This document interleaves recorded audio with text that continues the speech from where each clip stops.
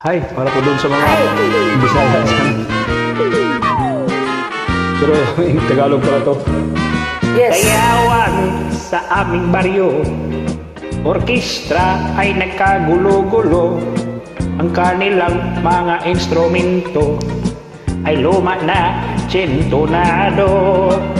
Ang drummer ay inuupo-upo, hikain pa ang nagbabaho.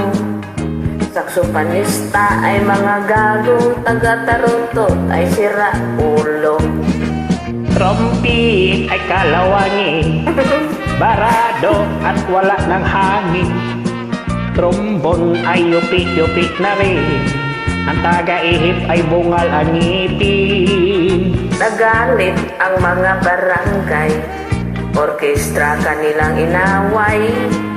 Dahil sa kanilang tugtog na walang kabuhay-buhay. Ibinalit ang hayop na kumbo, baboy ang nagbabaho.